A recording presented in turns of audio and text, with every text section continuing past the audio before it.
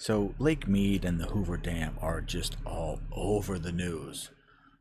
And, come on, can't be that serious, can it? Let's take a look. So it all started when I heard about Craig. Craig got stranded on Lake Mead. He had a bit of engine trouble and docked his boat for a bit when he went to go get some tools and try and fix it. He claims the water level is dropping 8 inches per day, and in 2 weeks this boat was almost 50 feet away from the water and hopelessly landlocked. Now there's a heartwarming story about a couple of guys who got together and rescued this guy. Search for Heavy D Sparks on YouTube. It's a good watch. But in the later part of that video, the fishermen from Sin City Outdoors, another channel that really turned me on to this whole crisis, went by the Hoover Dam, and they mentioned that the lake level was so low they weren't sure if it was still taking in water for the turbines. Well, this sent me into a rabbit hole of learning as much as I could about the Hoover Dam, and I learned more than I ever thought I would, that's for sure. For example, do you know the dam is 1,244 feet wide? It's 726 feet tall and 660 feet wide at its base. Worthless trivia. So the water flowing out of Lake Mead, which is the entire flow of the Colorado River, enters the dam and it goes through some feeder tubes and it reaches a speed of about 85 miles an hour. That's what powers the turbines. So there are 17 hydroelectric generators at the Hoover Dam. However, some of them will automatically shut down when the water level gets too low. What's too low? Too low means anything below 1,050 feet in elevation. Now, keep in mind that the way this elevation number is measured, it's the number of feet above sea level, not the depth of the lake. So if it says it's below 1,050 feet, that doesn't mean there's 1,000 feet of water in the dam. It means there are 1,050 feet above sea level. So just to make sure that's not confusing, that's what it means. So now that we've gotten to below 1,050 feet, only 5 of the Hoover Dam's 17 turbines will be able to operate at this level.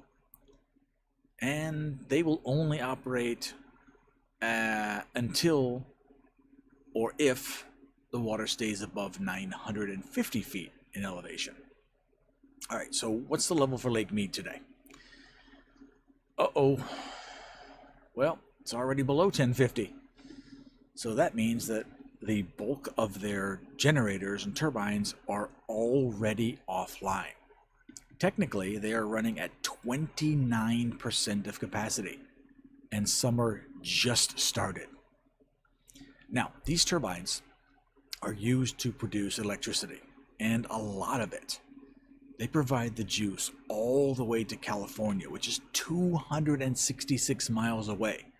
So the energy coming off of this dam powers just literally millions of people in one way or another. They also provide electricity. They also provide electricity to Vegas. Somewhere around 30 to 35% of what Vegas uses comes from the Hoover Dam. All right, so let's back up just a minute and talk about the crisis levels of the dam and what measures are taken as we reach new water levels. A full pool is anything over 1,219 feet. Tier 0 is above 1090 feet. Tier 1, 1075. Tier 2 is 1050. Tier 2B is 1045. And Tier 3 is 1025. Now there's a new term we're going to talk about. It's called Deadpool. No, not Ryan Reynolds, the other kind. Deadpool is 950 feet. At 950 feet, there is no water flow. There is no power produced, and the Colorado River is dry and dead. As each of these levels are reached, they automatically trigger shortages and water reductions. Tier 1 heavily affects Arizona due to water battles in the past. I kind of guess they lost those battles. So Tier 2 adds new restrictions on water use by cities, industry, farming, and even tribal lands. There are currently 5 turbines running at this water level. However, they are energized by hydraulic pressure. That's the flow of water. When the water levels are reduced, the pressure is less. So now they are running fewer turbines and they are working less efficiently because of the reduced water pressure. So as the water continues to drop, the pressure will continue to decrease. Now, there is a serious risk of air getting into the turbines. Now, air in sensitive, high-precision equipment is a disaster. Air in turbines is about as bad as water in your car's engine. That's no bueno.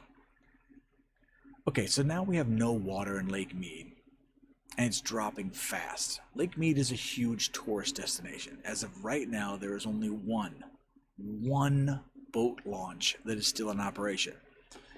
See, the water level has dropped so much that you need a boat ramp that is 250 feet longer than it was last year.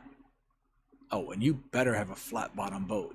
No deep V-hull boats. That just doesn't work anymore. So according to the locals, there is a 2 to 4 hour wait to get your boat launched. So spend the day fishing or water skiing, then add another 2 to 4 hours to get your boat back out of the water. So this is making a day trip pretty unrealistic. You might be able to stay for a weekend or a week if you're taking a vacation, but if you're just going there for the day, that's off the table at this point. So the next stories that are going to be hitting the news are all of the boats that are docked at marinas. They're going to be stuck. They can never be removed because boat launches are hundreds of feet away from the waterline. I think the insurance claims for total loss will be staggering. So how much longer can this last? Well, I have a prediction. Ready for this? Here's my prediction. They will keep this charade open for 1 more week. Then they close the entire lake down to the public. My guess and prediction is that they will soak every last penny from tourists on the 4th of July weekend. Then that's it. They can't get any boats into the water, and they can't get them out. We'll have more Craigs, people that are just stranded on dry land. Boat owners that are literally stuck on the lake and they just can't get the boats out because the water levels are just too low to make a boat ramp work anymore. I'm predicting that Lake Mead is dead for the summer, for tourism, and perhaps forever. See, Lake Mead is an artificial lake. It was designed in the 1930s. It was never meant to be a lake. You can fight nature for a while, but nature always wins. Sometimes it takes a long time. But don't ever forget, nature will always reclaim what she wants. All right, let's get back to that power generation. Lake Mead creates a lot of energy. At full capacity, 2,080 megawatts. That's roughly enough for 450,000 homes. So the last article that I could find says they're now producing enough electricity for 209,000 homes. But these numbers are several weeks out of date. I don't know what the current numbers are. I don't think they're going to tell us. So as we get into the hottest days of summer, air conditioning units will be more demanding. Kids will be home from school all day and home electrical use will be up. Also, the push for EV cars is adding enormous pressure to the power grid. So there's only one more tier to the crisis level for Lake Mead, and it's called Deadpool. That's where the level waters are so low they no longer flow into all of the turbines. The Hoover Dam and Lake Mead are dead. This means they will no longer produce a single watt of electricity. It will also not shed a single drop of water into the Colorado River below the dam. There are thousands of miles of aqueducts that deliver this water to the thirsty crops all over the Southwest. Now, there are 2 crops in particular I want to point out. The first one to go is the cotton fields in Arizona. It is not the largest crop, but it does employ thousands of people, and it helps us to produce textiles, so we don't need to be reliant on Asia for clothing and blankets and other materials like that. The other product is almonds. They are primarily grown in California. They are one of the largest crops in terms of global supply and monetary value. When the water gets cut off, that crop will die. These trees take decades to grow, and it's potentially they could be lost forever if they get a prolonged drought. So both of these crops, what do they have in common? Why did I pick cotton and almonds? Well, both of these crops are extremely thirsty. They require an astonishing amount of water to grow. Why the hell did they decide to plant these in the desert? We may never know. I suppose most people can live without almonds. I like almonds, but I could live without them.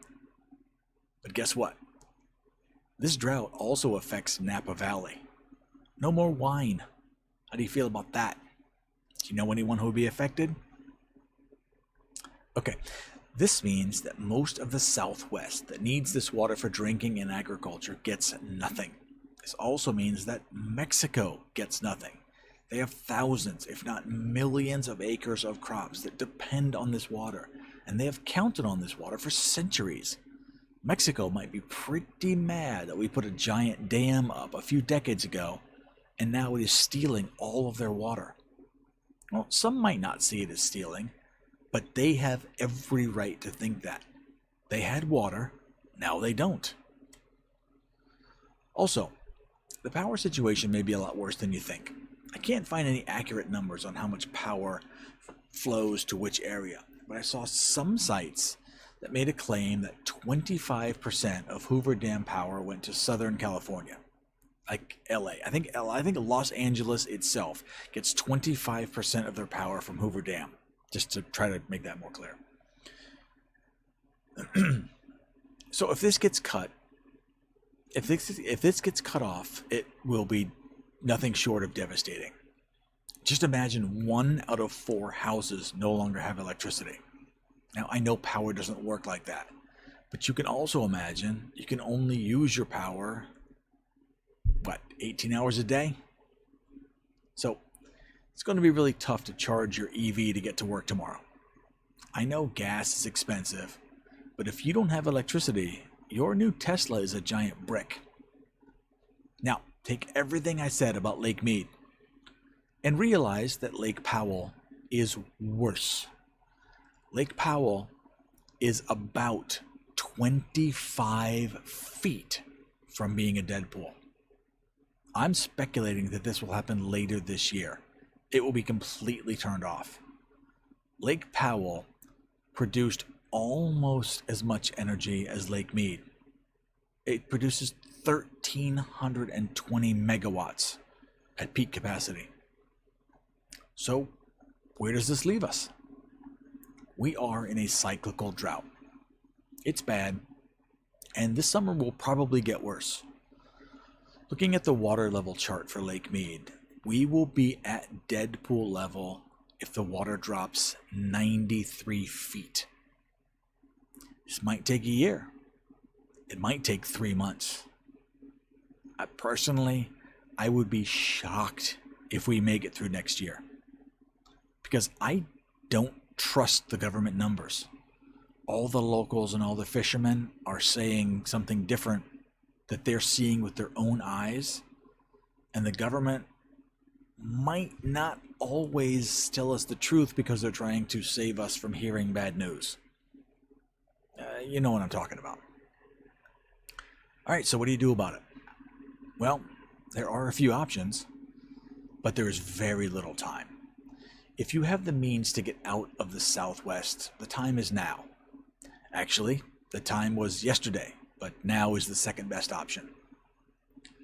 You can also find alternate methods of power. You should look into getting some solar panels for emergencies. Just remember that if you hook your panels into the grid for those sweet, sweet rebates, your panels are worthless if the grid goes down. It might be worth looking into a battery backup. You can actually use them in emergencies. So wind turbines are also a good solution if you have a steady breeze. You'll probably need a small tower to elevate the fan blades, and be careful of regulations. They need special permits, and they are louder than you think, so don't put them near your bedroom window. So keep an eye on the news and check on the water levels every few weeks. This is going to be a very big story, and unfortunately, too many people will never see it coming. I found this video from Liz. She's at Lake Las Vegas Life. She does a much better job of showing the lake levels than I ever could. One, she's there.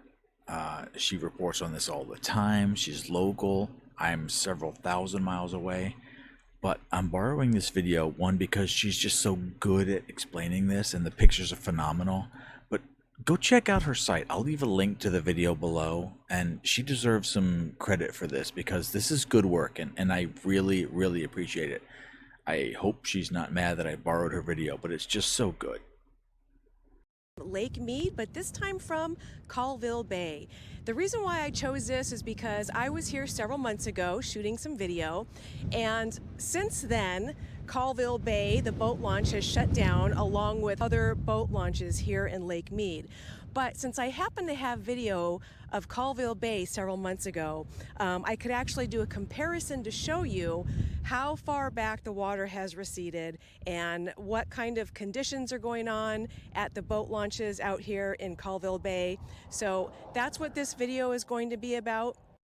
This was filmed at the Colville Bay boat launch at the end of November 2021, so approximately 7 months ago. I'll be using this huge cement block as a point of reference. Now, obviously, it was still open for people to launch boats. I'll also use the end of this sidewalk here as another point of reference.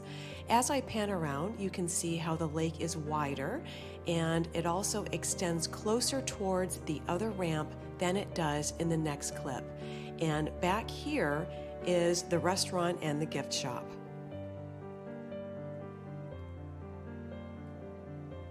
Now it's June 2022 and we're back at the boat launch, which is no longer open for launching. So here's a cement block, and now we're walking to where the sidewalk ends.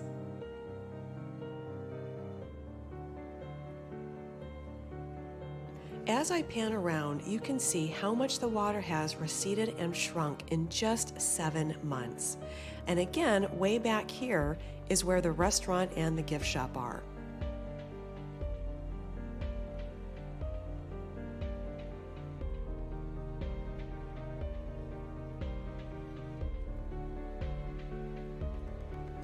I took a walk down to the very end of the boat launch, and you can see they tried to extend it out as far as they could before the water just got too shallow for anything to be launched.